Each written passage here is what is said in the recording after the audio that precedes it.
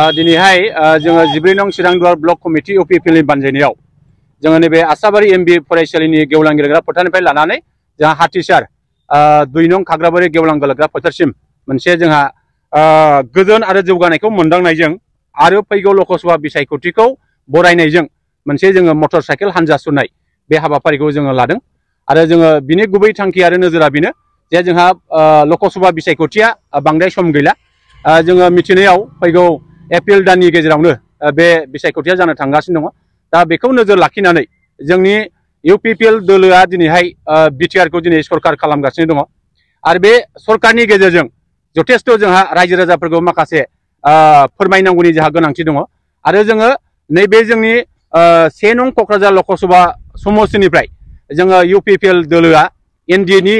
सासे बिजाथि आरो इउपिपिएलनिफ्राय सासे बिजाथि जोङो मोननो थांगासिनो दङ दा बे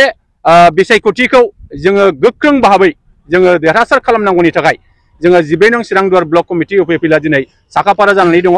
जोङो मिजिं खालामगोन जोङो आसा खालामगोन जे थांनाय समफ्राव जोङो बिटिसि बिसायख'थियाव जोङो जोंनि 14 नं चिरांदुवार समस्तिखौ जोङो देरहासार खालामनो हादों आरो दिनैहाय जोङो सासे इएम जों मोननो हादों आरो थांनाय 2021 मायथाइनि जाय एमएलए बिसायख'थियाव जोंनि 14 नं चिरांदुवार समस्तिनिफ्राय गोबां भट होनानै जोङो जोंनि आथिखालनि जोंहा एमएलए जयन्त बसुमतारी बिथांखौ जों देरहासार खालामनो हादों आरो जोंनि नैबे फैगौ लकसभा बिसायख'थियावबो जोंनि 14 नं चिरांदुवार समस्तिनिफ्राय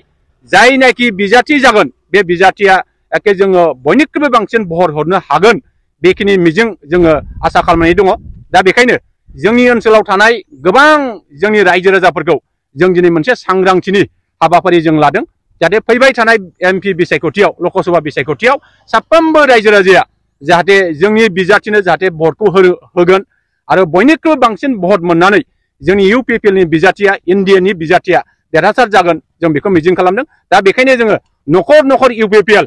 गामि गामि इउपिपिएल सोहोर नोगोर गासैबो इउपिपिएल खालामनायनि थांखिजों आरो जोंनि बिजाथिखौ 100% गाव गावनि बेसेन गोसा भटखौ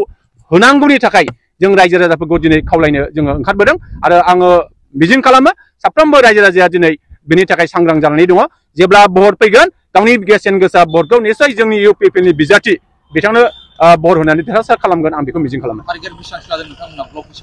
जोंनि नैबे समस्तियाव गासै 52,000 बारा जोंनाव बाहाय भटार्स दङ दा बिनि गेजेराव जोङो